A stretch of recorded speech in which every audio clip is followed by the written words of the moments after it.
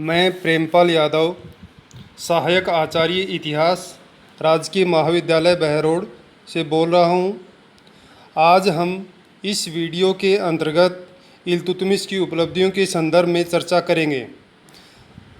इस वीडियो से पहले वाला जो वीडियो था उसमें हमने पढ़ा था कि इल्तुतमिश जब शासक बना था उस समय उसके सामने बहुत अधिक समस्याएं खड़ी थी, लेकिन इल्तुतमिश ने साहस धैर्य के साथ में उन समस्याओं का समाधान किया। चाहे वह समस्या यल्दौज के तरफ से हो, चाहे वह समस्या नासिरुद्दीन कुबाचा की तरफ से हो, या मंगोल आक्रमण से संबंधित हो, या बंगाल की पुनर्विजय से संबंधित हो, या राजपूत राज्यों पर पुनः अधिकार से संबंधित हो। एक के बाद एक इल्तुतमिश ने उन सभी समस्याओं का समाधान किया। यल्दौज को उसने तराइन के तृतीय युद्ध में 1215 ईस्वी में पराजित करके मार डाला। इसी प्रकार मंगोल समस्या का उसने कूटनीतिक समाधान निकाला। नासिरुद्दीन कुबाचा को उसने बक्कर के किले में घेरकर, जब वह कुबाचा अधिक घिर जाता है वहाँ पर, तो कुबाचा वहाँ से सिंधु नदी में कूद पड़ता है और फिर उसका भी निधन हो जाता है।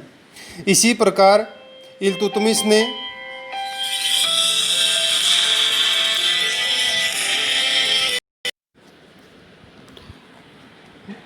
नासिरुद्दीन कुबाचा के अंत के साथ में एक बड़ी समस्या का भी यहाँ पर अंत हो जाता है। और इसी प्रकार अब इल्तुतमिश है वह बंगाल के पुनर्विजय की ओर ध्यान देता है और वहाँ पर वह अधिकार कर लेता है। राजपूत राज्यों पर उसका अधिकार स्थापित हो जाता है। तो जहाँ राजनीतिक क्षेत्र में हम देखते हैं कि इल्तुतमिश ने साहस धैर्य एवं सैनिक शक्ति के माध्यम से अपनी स्थिति को सुदृढ़ कर लिया था, वहीं कोई भी राज्य होता है वह केवल सैनिक शक्ति के बल पर अधिक स्थायी नहीं रह सकता है। पूर्व के साम्राज्यों के संदर्भ में हम देखते हैं कि जिस साम्राज्य के शासक ने प्रशासनिक व्यवस्था के गठन की ओर ध्यान नहीं दिया, वह साम्राज्य अधिक स्थायी नहीं रहता है। यह स्थिति हम दिल्ली सल्तनत के संदर्भ में भी देख सकते हैं कि कुतुबुद्दीन ऐबक जब शासक था तो उसका राज्य का जो आधार है वह सैनिक शक्ति के आधार पे था। उसकी मृत्यु के बाद में हम देखते हैं कि दिल्ली सल्तनत पतन की ओर अग्रसर है। वो होता है यदि इस समय यहाँ पर इल्तुतमिश जैसा शासक नहीं आता तो हो सकता था दिल्ली सल्तनत का वहाँ पर अंत भी हो जाता। कुतुबुद्दीन ऐबक एवं इल्तुतमिश के मध्य में यदि हम अंतर करें तो वह अंतर बड़ी आसानी से दिखाई देता है कि कुतुबुद्दीन ऐबक ने प्रशासनिक व्यवस्थाओं के गठन की ओर कोई ध्यान नहीं दिया। उसने केवल सैनिक शक्ति के बल पर शासन व्यवस्था को बनाए रखा, जबकि इल्तुतमिश ने न केवल सैनिक शक्ति की तरफ ध्यान दिया अपितु प्रशासनिक व्यवस्था के गठन की ओर भी उसने पूरा ध्यान दिया। और जब इल्तुतमिश ने प्रशासनिक व्यवस्था के गठन की ओर पूरा ध्यान दिया तो फिर उसका परिणाम हम देखते हैं कि दिल्ली सल्तनत है फिर आगे कई वर्षों तक चलता रहता है। इल्तुतमिश के प्रशासनिक कार्यों को यदि हम देखें तो सबसे पहला जो उसका कार्य था वह था 40 गुलामों के दल का गठन करना। ये जो 40 सरदारों का जो दल है यह एक महत्वपूर्ण कड़ी थी उसके प्रशासन की। इल्तुतमिश ने यह देख लिया था कि उसके समय में जो अमीर थे, जो सरदार थे, वो जो अमीर और सरदार थे वो या तो मोहम्मद गोरी के समय रह चुके थे या कुतुबुद्दीन ऐबक के समय उनकी कृपाओं से आगे बढ़े थे। तो जो सरदार मोहम्मद गोरी और कुतुबुद्दीन ऐबक की कृपाओं से आगे बढ़े थे वो इल्तुतमिश को आसानी से सुल्तान स्वीकार नहीं करते थे। तो यहाँ पर इल्तुतमिश ने यह देख लिया कि जब तक इन सरदारों का अंत नहीं होता है और उसकी कृपा से नए सरदारों को आगे बढ़ने का मौका नहीं दिया जाता है, तब तक वह उसका प्रशासन है वह स्थायी तौर पे शांतिपूर्ण तरीके से आगे नहीं बढ़ सकता। तो इसलिए इल्तुतमिश ने चालीसा गुलामों के दल का गठन किया। चालीसा गुलामों का दल है क्या, यह हमें पहले समझना पड़ेगा। चालीसा गुलामों का जो दल है, यह वह दल है जो केवल और केवल इल्तुतमिश की कृपाओं से आगे बढ़ा था। इल्तुतमिश की कृपाओं से जो व्यक्ति उन्नति प्राप्त कर रहा था, इल्तुतमिश ने उन व्यक्तियों को एक संगठन में एकत्रित किया और उसे ही चालीसा गुलामों के दल का नाम है वो दे दिया जाता है। और इसी दल को जियाउद्दीन बर्नी ने तारीख़ फिरोज़शाही में तुर्कान ए चिहलगानी के नाम से भी संबोधित किया गया है। प्यारे बच्चों, हम यहाँ पर यह भी देखें कि चालीसा गुलामों का जो दल है, इसमें 40 कोई संख्या नहीं होती थी। इस दल में सरदारों की संख्या 40 से कम भी हो सकती थी, 40 से अधिक भी हो सकती थी। तो इसमें ये जो 40 जो नाम है, इसके संदर्भ में हमें नहीं जाना है, यह केवल एक संगठन का नाम है। इल्तुतमिश ने अपनी कृपाओं से जो अमीर उन्नति प्राप्त हुए थे, उन्हें ही इस दल में सम्मिलित किया। और इस दल को संगठित करने से इल्तुतमिश को सबसे बड़ा जो बेनिफिट मिला या फ़ायदा मिला, वह यह था कि उसके विश्वास पात्र और स्वामी भक्त अमीरों का गुट है वो बन गया, और इसके कारण उसे प्रशासन चलाने में बहुत ही मदद मिली, आसानी मिली। इल्तुतमिश का प्रशासनिक व्यवस्था में, प्रशासन के क्षेत्र में उसका जो दूसरा कार्य था, वह था इक्ता व्यवस्था का प्रचलन करना। इक्ता व्यवस्था सल्तनत कालीन प्रशासन की एक महत्वपूर्ण इकाई थी। आगे चलकर इस व्यवस्था के माध्यम से सल्तनत को बहुत ही सुदृढ़ता है वो मिली। सबसे पहले हम ये देखते हैं कि इक्ता प्रथा है, ये है क्या। इक्ता प्रथा को यदि हम सामान्य तौर पे देखते हैं तो हम ये कह सकते हैं कि सल्तनत कालीन जो प्रांतीय स्तर की जो इकाइयाँ होती थी, उन्हें ही इक्ता प्रथा के नाम से या इक्ताओं के नाम से जाना जाता था। वैसे यदि इक्ता का शाब्दिक अर्थ देखें तो उसका अर्थ है भूभाग। इक्ता दो प्रकार के होते थे, छोटे इक्ता और बड़े इक्ता। छोटा जो इक्ता होता था वो भू राजस्व अनुदान होते थे, जो लोगों को सैनिक सेवाओं के बदले में दिए जाते थे, और जिन्हें यह प्रदान किए जाते थे उनको इनसे केवल भू राजस्व कर वसूल करने का अधिकार होता था। इसके साथ बड़े इक्ताओं की भांति प्रशासनिक उत्तरदायित्व नहीं जुड़े हुए होते थे। जहाँ तक बड़े इक्ताओं का सवाल है, वे प्रांत स्तर अर्थात प्रांत की भांति होते थे, और वे उच्च जो कर्मचारी होते थे या उच्च जो अमीर होते थे, उन्हें प्रदान किए जाते थे। और इक्ता के जो पदाधिकारी होता था, उसे कहीं कहीं मुक्ता भी कहा जाता है, कहीं उसे बली भी कहा जाता है। यह जो इक्तेदार होता था, वह जो बड़े, ये विशेष तौर पर बड़े इक्ताओं के संदर्भ में, यह जो इक्तेदार होता था वह अपने प्रदेश की केवल प्रतिरक्षा के लिए ही नहीं, बल्कि वहाँ की शांति और व्यवस्था बनाए रखने के लिए भी उत्तरदायी होता था।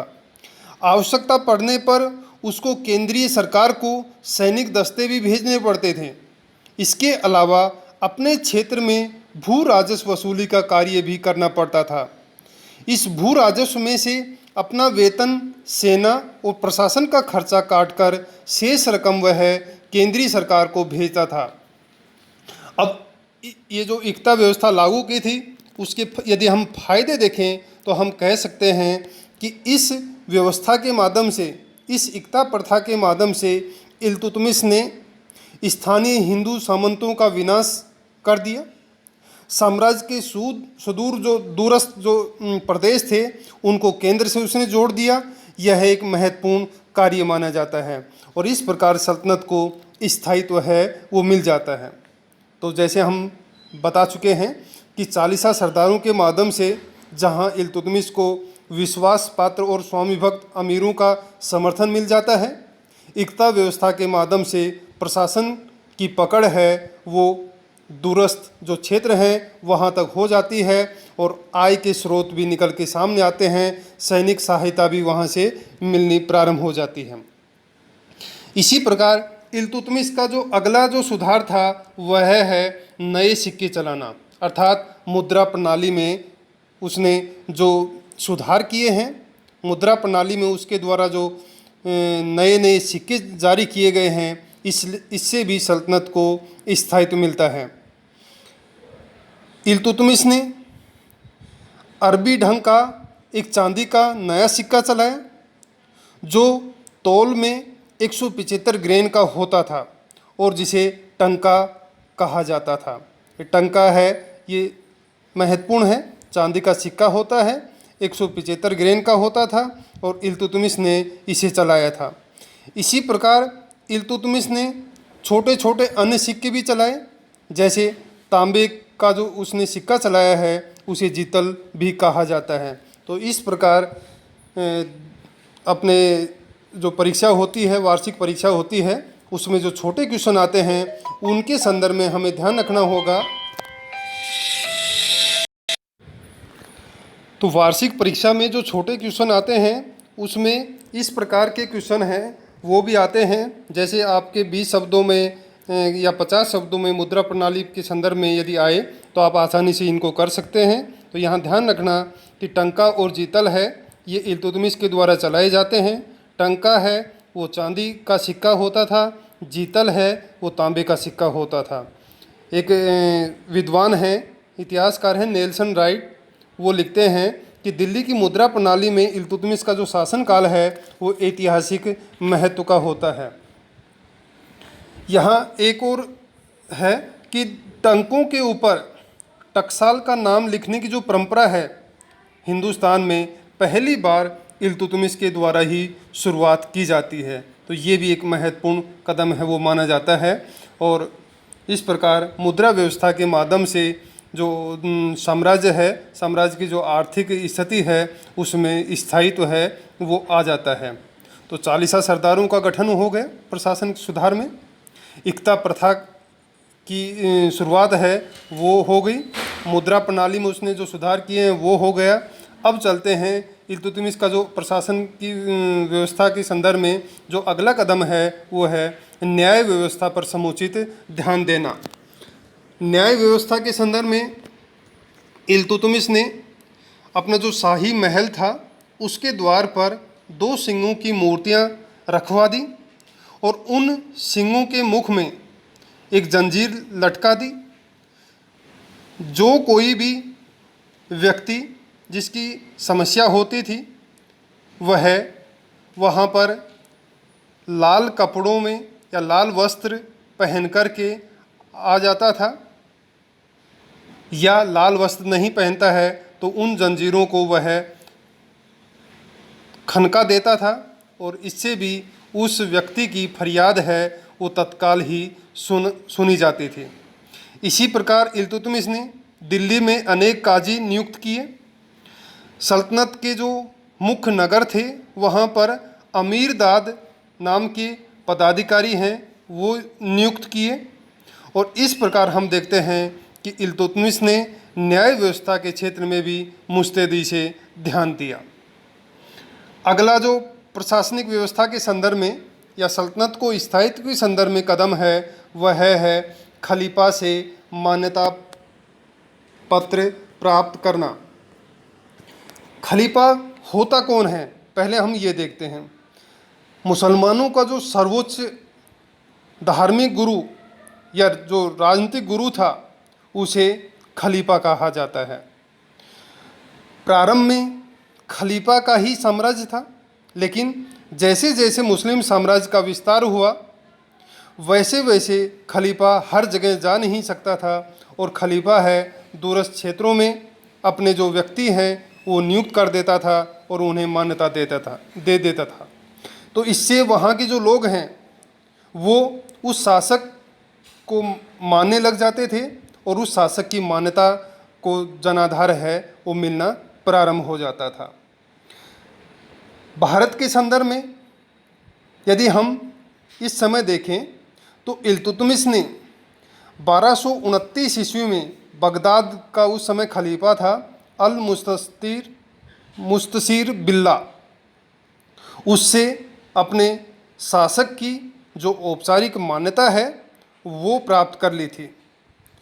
यद्यपि इस समय खलीफाओं का हिंदुस्तान के संदर्भ में कोई भी वास्तविक सत्ता पर नियंत्रण का उनका कोई अधिकार नहीं होता था, लेकिन ये जो मान्यता इल्तुतमिश ने प्राप्त की थी, उस मान्यता का धार्मिक एवं राजनीतिक जो फायदा है वो सबसे अधिक सुल्तान को हुआ, अर्थात इल्तुतमिश को हुआ। यहाँ के जो मुसलमान धर्म के जो अनुयायी थे वो ये मानने लग गए कि इस शासक को हमारे सर्वोच्च धर्म गुरु ने या राजनीतिक गुरु ने मान्यता दे दी है, तो यदि हम इसका विरोध करते हैं तो इसका अर्थ है कि हम इस्लाम का ही विरोध कर रहे हैं। तो इस प्रकार जो धर्म रूढ़ी जो मुसलमान थे उनका समर्थन इस मान्यता से इल्तुतमिश को मिल जाता है और उसको एक तरह से यहाँ पर उसका जो साम्राज्य है वो सुदृढ़ हो जाता है। अगला कदम था इल्तुतमिश का, वह है उत्तराधिकारी की नियुक्ति करना, और ये एक नया प्रयोग दिखाई देता है हिंदुस्तान के संदर्भ में। इस्लाम में हम देखते हैं कि ज़्यादातर जो उत्तराधिकारी होते हैं वो उस सुल्तान के बाद में उसका बेटा ही अधिकतर होता है, या तलवार के बल पर कोई व्यक्ति है वो शासन सत्ता प्राप्त कर सकता है। लेकिन ऐसे जो भी प्रयोग हुए हैं वे सब हम देखते हैं कि पुरुष जाति के संदर्भ में ही हमें दिखाई देते हैं। इल्तुतमिश का यह प्रयोग या यह उसका कार्य है, ये इसलिए नया था कि इल्तुतमिश ने अपने जीवित पुत्रों के होते हुए अपनी पुत्री रजिया को उसने अपना उत्तराधिकारी नियुक्त किया। इसका सबसे बड़ा कारण ये था कि उसके जो भी जीवित पुत्र थे वो अयोग्य थे, जबकि उसकी पुत्री रजिया है वो योग्य थी। इल्तुतमिश ने उसकी योग्यता को महसूस कर लिया था और यह समझ लिया था कि मेरी मृत्यु के बाद में ये जो पुत्री है रजिया, यही सल्तनत को आगे बढ़ा सकती है, यही सल्तनत में व्यवस्था स्थापित कर सकती है। तो इसलिए इल्तुतमिश ने अपने जीवन काल में अपनी पुत्री रजिया को अपना उत्तराधिकारी नियुक्त कर दिया। लेकिन इल्तुतमिश की मृत्यु के बाद में ये रजिया के स्थान पर उसके पुत्र को ही शासक बनाया जाता है, लेकिन इससे इल्तुतमिश का जो निर्णय है वो गलत सिद्ध नहीं होता है, क्योंकि बाद में हम देखते हैं कुछ समय बाद में रजिया ही सुल्तान है वो बन जाती है। तो इस प्रकार इल्तुतमिश ने अपने प्रशासनिक सुधारों के माध्यम से प्रशासन की तरफ उसने जो ध्यान दिया था उसके माध्यम से सल्तनत को स्थायित्व दिया है, और इस प्रकार इल्तुतमिश को दिल्ली सल्तनत का वास्तविक शासक भी कहा जाता है। यद्यपि ऐबक ने सल्तनत की नींव रख दी थी, लेकिन वह जो नींव है, वह जो रूपरेखा है, वह कल्पना मात्र तक ही सीमित थी। इल्तुतमिश ने उस कल्पना में रूप, स्तर, वाहिनी, शक्ति, निर्देशन, शासन प्रणाली व शासक वर्ग को समाहित कर दिया और सल्तनत को स्थायित्व दिया। आज के इस वीडियो में यहाँ तक ही। धन्यवाद।